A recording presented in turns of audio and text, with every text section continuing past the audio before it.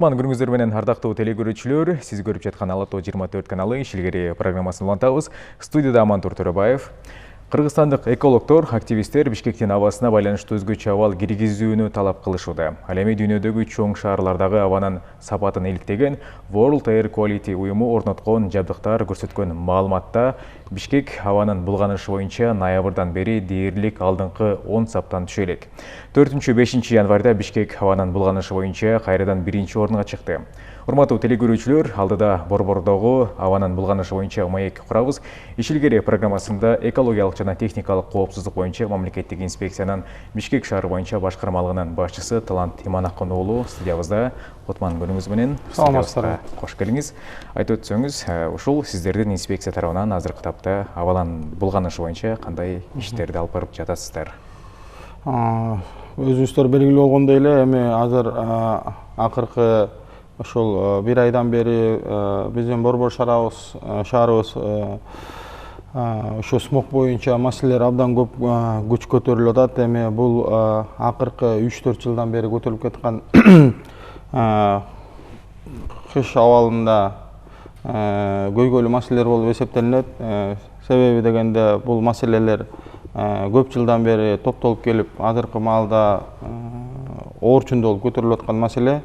Бирок ага карабастан биздин башкармалык тараптан жылга ушу текшерүүлөр алынып, мисалы алсак, былтыркы жылы 20-жылы өзүңүздөр билдиңиздер, эми пандемияга байланыштуу көп текшерүүлөр болгон жок. Бирок ага карабастан биз ошол кыш мезгилинде иштей турчу жана от жага турчу ишканалар болобу же башка мекемелерге өзүбүздүн тиешелүү кагаздарды берип, алардын абага булганышы боюнча эскертүү кагаздарын берип, кээ бирлер булгап жаткандары боло турган болсо, бардыгы болуп 238 текшерүүдөн алынып, анын ичинен 722.468 миң штрафталынды.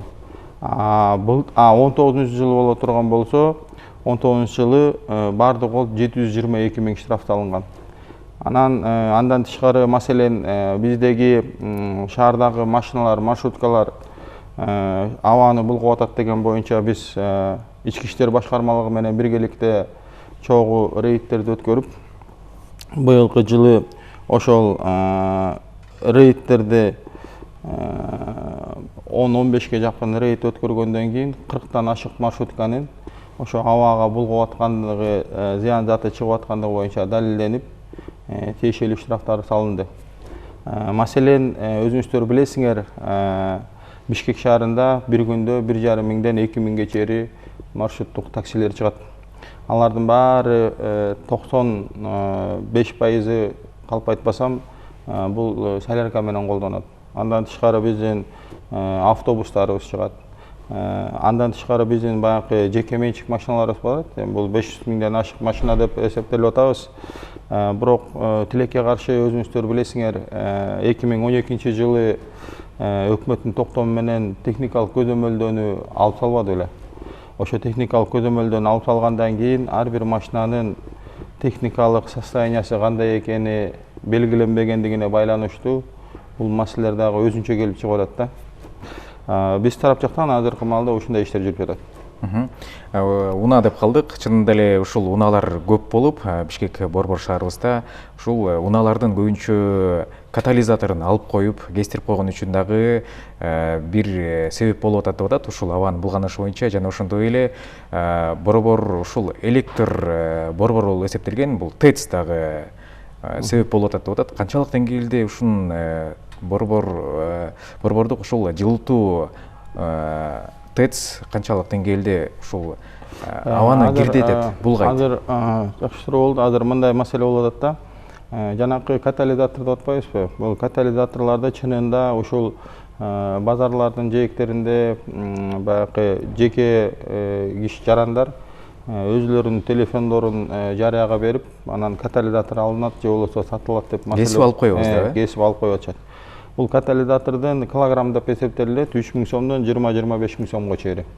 Бирок биздин директорубуз Мырзабек Жубаркуловичтин тапшырмасында бул алдын ала эле берилген тапшырманын негизинде биз уюштуруу иштерин баштаганда бир дагы мыйзамда катализатор алынбасын же болбосо сатылбасын деген жазуу жок экен да. Буга чейин ушул күнгө чейин. Эми бул азыркы жаңы келип аткан талаптардын бири болуп эсептелип атат да. Андан тышкары биз башкармалык болгондон кийин биз физикалык жеке жарандарды текшерип же аларга штраф салганга эч кандай укугубуз жок. Биз баягы юридикалык ишкерлерге текшерип, алардын иненин негизинде экономикалык министерстводон уруксат кагаз алып турган, ошонун негизинде текшерүү иштерин баштайбыз. Өзүңүздөр да билесиңер, мына 2-нчи жыл бүтүп 3-нчү жылга созулуп баратат. Азыр шаар мамлекетибиздин экономикасын көтөрүшүп, ошо кичи жана чоң бизнестегилерге мораторий жарыяланган. Мораторий жарыяланганга байланыштуу биз дагы ошол бизге тоскоолдуктар, текшерүүлөр дагы азаңдап аткан себеби бирден бир болуп эсептелет. Сиз ТЭТИС боюнча айтып кеттиңиз. ТЭТИСте эми бул жылына өкмөттөн көп акча бөлүнүп, жайкы каникулдарда булар дагы капиталдык ремонттордон өткөрүп, өзүлөрүнүн фильтрлерин орнотуп, иш чараларын жүргүзүп жатат. Бирок азыркы маалда мен ачык айтып кете алам, себеби дегенде биз ошол жакта орнотулган датчиктер боюнча абанын булганышы көрсөтүлгөн нормадан абдан жогору көрсөтүп аткандыгын көзүбүз менен көрүп турган менен кагаз жүзүндө биз ошол фильтрди же болбосо ошо жагып аткан көмүрдүн сапаты болобу же болбосо чыгып аткан түтүндү канчалык бир деңгээлде мыйзам бузуу болуп аткандыгын текшерген бизде лаборатория жок. Кыргызстанда андай лаборатория жок. Аныктай албайбыз демек, Биз көзүбүз менен көрүп атабыз. Түтүн болуп атат, каптап атканын бирок көрүп, ошол жакта жакын жериндеги датчиктер орнотулганын нормадан өшүп кетип аткан болуп атат. Бирок ошону юридикалык доказать этиш үчүн биз ошол жактагы фильтрди лабораторияга өткөрүп бериш керек. Ал лаборатория мисалы биздин мамлекеттик айлана чөйрө коргоо агентствосунда ошол лабораториялар бар. Ал эми жанакы кичи баняларды болсо, башка маселелердегилерди болсо лабораториядан өткөрүп, аяктан чыккан корутундун негизинде штрафтарды салып жатабыз. Деги эле комплекстүү смогтуу маселесин кантип чечүү жолдору боюнча өзүңүздөр билгендей эле Бишкек шаары боюнча Бишкектин тегерегинин баары 47 конуш бар. 47 конуштун баардыгы болуп эсептелгенде 105.756 үй бар, участок бар. Анын мен так айтып кете алам, 98% бул от көмүр жагышат. Себеби дегенде азыр Газпром ишканасы менен конуштарда 47 конуштан 22 конушка газ кирди. Газ кирген менен анын 5% гана жанакы отопление менен газ менен отапливать этип жылытып аткан болбосо, калгандары баягы бытовой деп коебуз. Үйдөгү тамак, аш жасоого гана колдонуп аткан маселелер болуп атат да. Мунун көйгөйү эмнеге келип чыгып атат бул маселе? Себеби дегенде ошол газды кийирип, установка кылып, анан жанакы жылыткычты орнотуш үчүн эле бер жагы дегенде 30 миңден 50 миңге чейин каражат кетет. Ал каражатты карапайым эл төлөшкө абдан оор болуп, анан ар бир жаран өзүнүн чөнтөгүнө карата иш апарат да. Эсептегенде азыркы маалда газдын баасы да кымбат болуп аткандыгына байланыштуу, мындай жатканда жарандарга невыгодно. Бул маселе да. Көмүргө мажбур болушат. Анткени чөнтөгүңдө акчага карап иш кыласың да.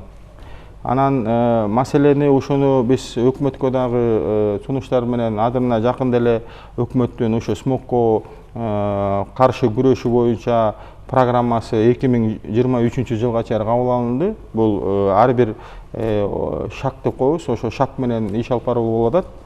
Анан бул маселени биз кантип чечели деген маселелер болуп атат. Сунуш боюнча мисалы биз Евразесте болуп аткандан кийин ошо Евразесте жанакы машиналарга газ установка кылган боюнча жана отопительный газовый аппаратуралар киргенде ошонун госпошлинасын арзаныраак кылып кийире турган болсо, мисалы азыркы маалда машиналарга $600 $1,5 миң чейин газды орнотот.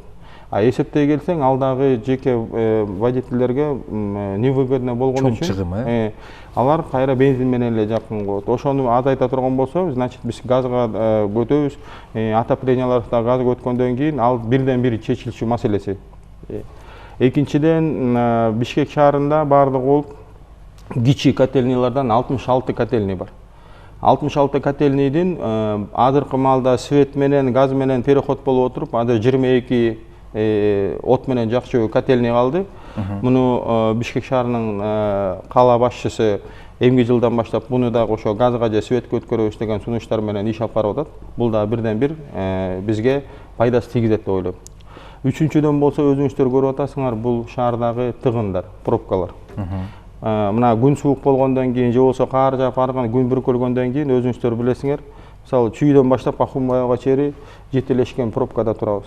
Ал машиналар жок дегенде үйгө 1 саат, 1,5 саатта пробка менен жеткенде, ошончо машинанын чыгып аткан газы бул абаны абдан ууландырып аткан себептери да болуп эсептелинет да. Андан тышкары 4-үнчү биз ушу шаарга өзүңүздөр билсеңер керек, ушул 90-жылдары мисалы шаарга кирип атканда экологиялык посттор бар болчу. Машинаны таза кармап, экологиялык постторду текшерип, машинанын техникалык кароосун көзөмөлдөгөн кагаздар керек. Анын бул мисалы машинанын кири бул деги эле от эмес, бул чаң чапырылганда дагы бул абага өзүнүн таасирин тийгизет да бул маселе. Ошондой иш чаралар менен маселени чечиш керекпиз. Андан тышкары бизде бул аларча тобустан Роза ветров деп коебуз, шамалдын шаарга кирип, кайра шаардан чыгышы. Анткени өзүңүздөр көрүп атасыңар, смог деп атабыз. Күн ачылгандан кийин асман көк болуп калып атпайбы? Көк болуп, ошол жанакы кара булут басып жаткан бул тиги аэропортту көздөй жылып, шаар болсо асман көк болуп, туман жылып аткан. Бул Роза ветров деп коебуз. Муну дагы алдын ала келечектеги магистралдын үстүндөгү көп кабаттуу үйлөрдүн кабаттуулугун азайтуу менен маселени карабасак, келерки 10 жыл, 15 жылда бул маселе орчунду болуп турулат. Себеби дегенде айлана чөйрө шамал менен айланып тазаланып туруш керек. Келаткан аларчадан түшкөн шамалдарыбыз же западтан югка, востокту көчтөй айдалган шамалдарыбызды көп кабаттуу үйлөрдүн ошо Роза ветровго тиешелүү маселелер болуп кала турган болсо, бул шамалдын басымдуулугу дагы токтотулуп, шаардын ичиндеги абанын тазаланышы дагы бирден бир көйгөй болуп эсептелинет. Өлкөдө көз карагандысыз экологдор ушул Борбор шаарыга экологиялык өзгөчө абал киргизүү жөнүндө дагы кеп козгоп атышат. Анан кийин кээ бир адистер болсо ушул экологиялык жана техникалык инспекцияга укукту мындай көбүрөөк бериш керек деп атат. Анткени болсо текшере албай калып атат деген дагы жыйынтыктарды айтып атышат. Ошол жөнүндө айтсаңыз. Эми азыр биз ошол экологиялык коопсуздук абалды кириш керек деп айтып жатышпайбы? Биздин эми азыр гидрометтердин күндө текшерген абалы менен биз PM2 деп коебуз, 2,5 деп, ошонун негизинде абанын булганышын текшеребиз да. Азыркы маалда эми баягы күн бүркөлүп баягы турган маалда 20-30 эсеге чейин көтөрүлүп атат да абанын булганышычы. Ал эми жана сиз айтып аткан коопсуздук абалды кириш үчүн ал 50%дан өйдө ашыш керек. Жогору болуш керек. Жогору болуш керек. Бирок биз ага жете элекпиз. Андан тышкары дагы биз айтып коюшубуз керек. Бул Бишкек шаары өзү чоң арыкка өйдө чыккандан кийин Бишкек шаары мындай өзү ойдуң жайгашкан да. Ойдуң жайгашкан.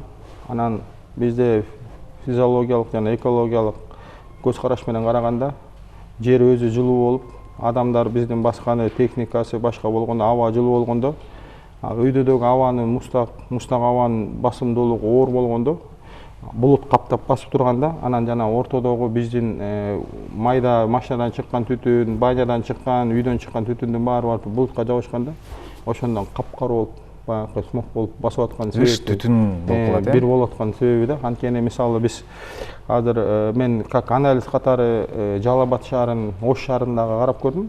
Через Google'дан карап көргөм. Алардын үстүндө дагы кара туман басып жатат. Анан эми ал жерде анчалык ТЭЦ жок. Ош шаарында анчалык чоң ишканалар жайгашкан эмес. Ал дагы маселе бул эми баягы кыштын кыраан шилдесиндеги бирден бир көрүнүштөр да болуп эсептелинет да. Анан былтыркы жылдагы ошо биздин абаны текшерген датчиктер менен карай турган болсок, пандемия учуру болбодубу? Пандемия учуру болгондо, бул апрель айынан башталганда, өзүңүздөр көрдүңүздөр, чымчыктардын сайраганы угулуп, аба тазарып, машиналар эч кандай жүрбөгөндө, кадимкидей дем алсак өзүбүзгө таза аба сезилип баштады да. Бул машинадагы бир 10-15% биздин абабызды булгап аткан бирден бир өрчүндүү неме. А мен пример кылып кете турган болсом, Алматада, Өзбекстанда 90% машиналардын баары газ менен колдонулат. Себеби аякта газ арзан, жана установкалар, аппаратуралар арзан болгондон. Анткени алар болсо өз өлкөсүнөн газды өндүрөт, Газ өндүрөт. Анан жанакы Европада болсо, мисалы, бирден бир көйгөйлүү маселе бул экологияга көңүл карашат да. Ал жерлерде, мисалы, машинанын жана сиз айткандай катализатору же машинанын эскилиги жете турган болсо, өнүккөн шаарларда ал машиналарды жүргүзбөйт. Анан эми бизде азыр машиналарды бир жагынан эң өзүбүздүн көз караш менен айтканда 2000-жылкы машина болсо, о, жапжаң экен деп атпайсызбы? Бирок чынына келгенде ал 20 жыл өткөн машина болуп атпайбы? Эскирип калган. Анан ал машиналар шаарга кирбесин, эскилиги жеткен машиналар жүрбөсүн дегенде да бул дагы жарандык недовольство дагы келип чыгат да. Биз акырындык менен өнүгүп өскөндө ошол шактарга барышыбыз керек да, бул маселелердичи. Көзөмөлдөөчү орган катары сиздердин укуктарды кеңейтиш керек деген дагы адистер мындай сөздөрдү, кептерди айтып атышат. Бул жөнүндө айтып өтсөңүз. Туура, бизде азыр мен жана башында айтып кеттим, бизде азыркы маалда өкмөт тарабынан мораторий кийилгендигине байланыштуу биз азыр текшерүүлөрдү азыраак болуп атат.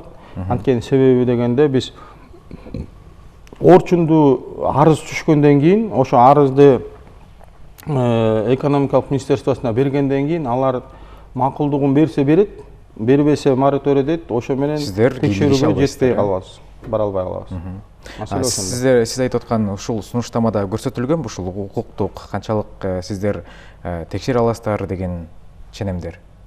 Бүт бар көрсөтүлгөн сунушмаларда бизде көрсөтүлгөн, бирок азыркы маалда мораторий болгондугуна байланыштуу биз эч кандай жакшы кадамдар жасай албай жатабыз. Бирок ага карабастан министерство менен биргеликте жанакы маршруткаларды рейд жүргүзүп, жана жагып аткан сауна баардык болуп шаарда 205тен ашык сауна банялар бар.